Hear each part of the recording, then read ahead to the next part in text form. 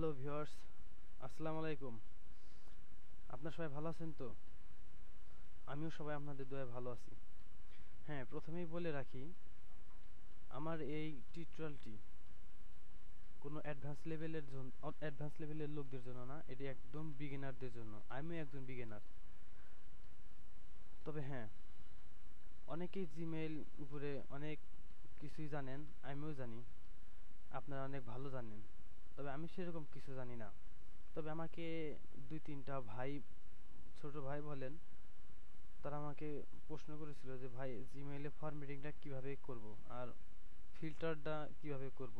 আবার একটা বিষয় আছে যেগুলা উম, একটাই মেসেজ অনেকজনকে দিতে হবে, সেক্ষেত্রে আমরা কি সিস্টেমটা পালন করব, তাহলে মানে একই লেখা বারবার লিখে আমাদের কম্পোজ করতে হবে না, মানে একই লেখা টাইপ করলে আমাদের সবগুলো ইমেইলেই যেন একই লেখা যেতে পারে। তো এর জন্য কি করা যায়, তো তাদের জন্যই অবশ্য বানানো। তো পরবর্তীতে এটা দেখলাম ইউটিউবে ছেড়ে দিই।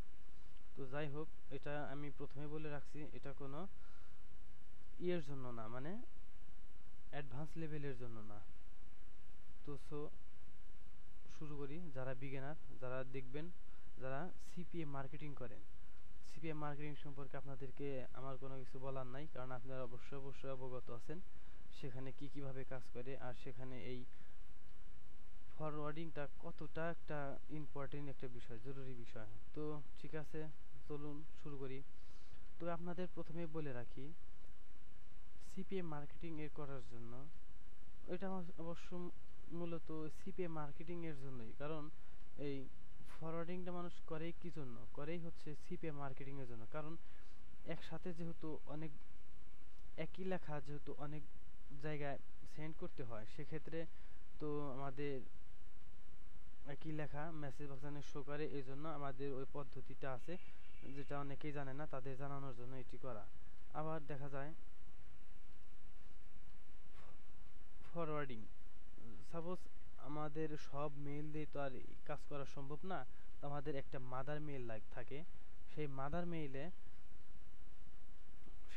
মেইলে ইউজ তো করা হয় না সব জায়গায়। তো সেক্ষেত্রে মাদার মেইলে অন্য ইমেল ইউজ করে যেগুলো আমাদের আসবে, সেই গুলা ফরওয়ার্ডিং করলে আমাদের মাদার মেইলে যাবে। সেক্ষেত্রে আমরা ফরওয়ার্ডিংটা করে থাকি। তো ঠিক আছে ভিউয়ার্স, চলুন শুরু করি।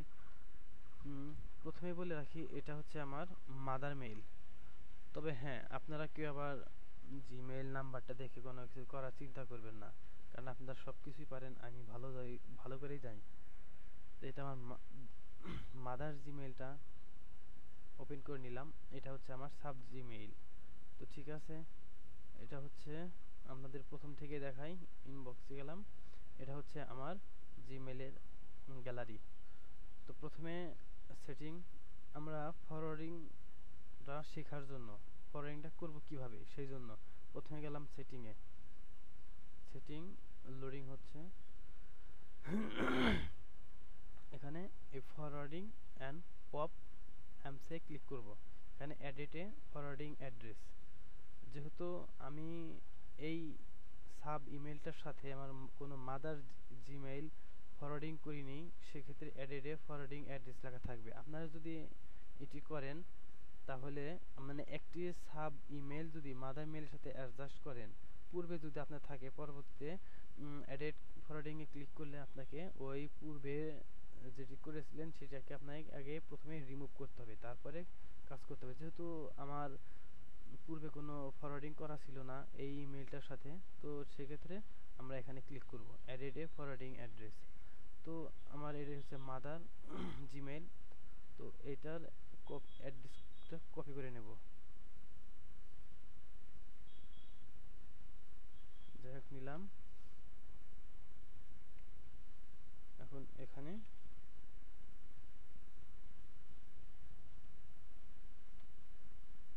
ওকে,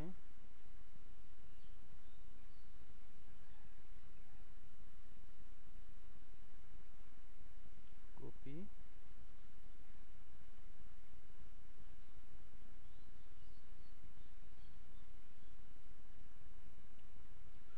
প্রবলেম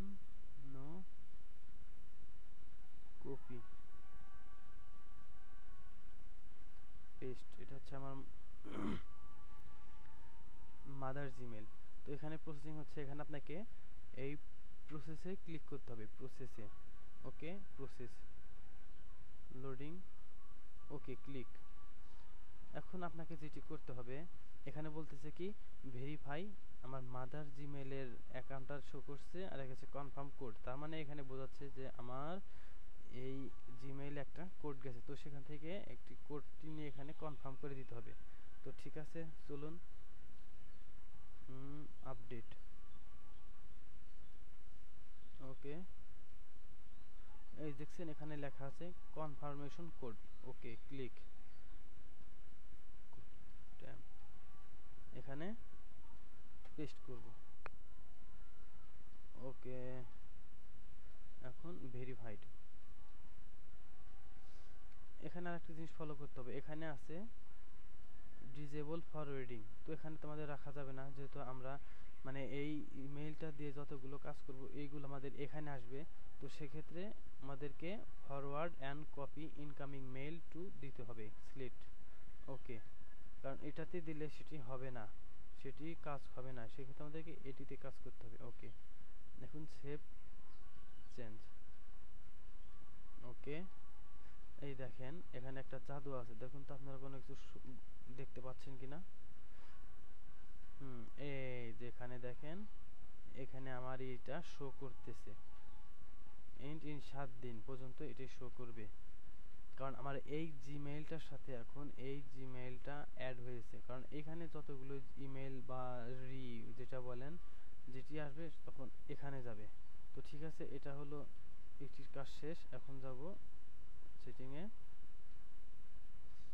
সেটিং আসবো, এখন হচ্ছে এই জেনারেল। আমরা যখন একই লেখাগুলো বারবার সেন্ড করব, তো সেক্ষেত্রে আমাদের প্রতিবারই টাইপিং করাটা অনেক ঝামেলা, কষ্টকর। যারা কাজ করেন তারা অবশ্যই নিশ্চয়ই জানেন। তো সেক্ষেত্রে এখানে আমি একটা তাদের জন্য মেসেজ লিখব,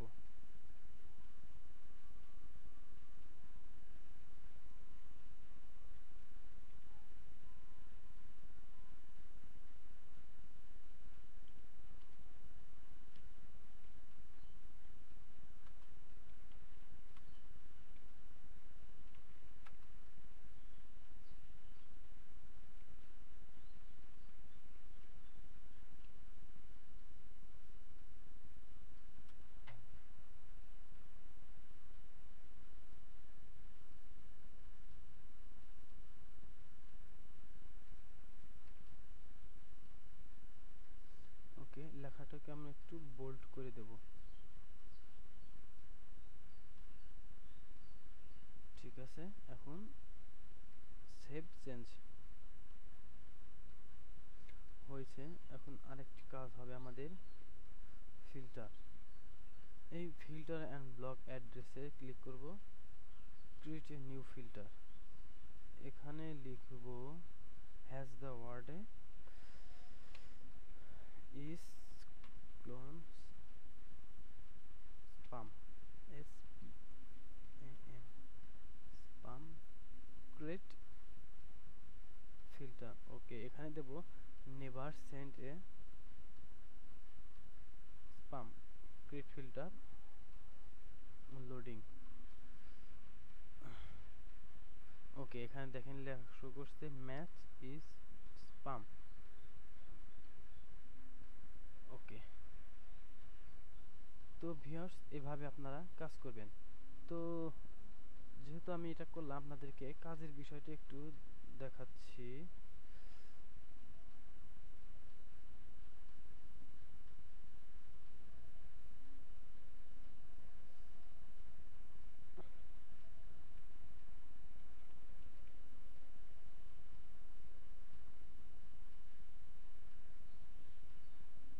এই তো দেখছেন, এখানে আমি যেখানে লিখছিলাম আর ইউ স্টিল ইন্টারেস্টেড, প্রশ্ন একটা চিহ্ন দিছিলাম, আপনারা এটা বুঝতে পারতেছেন। যাই হোক, তো দেখেন এখন আমি যতটিতে এভাবে কাজ করব ততটিতেই এই লেখাটা শো করবে।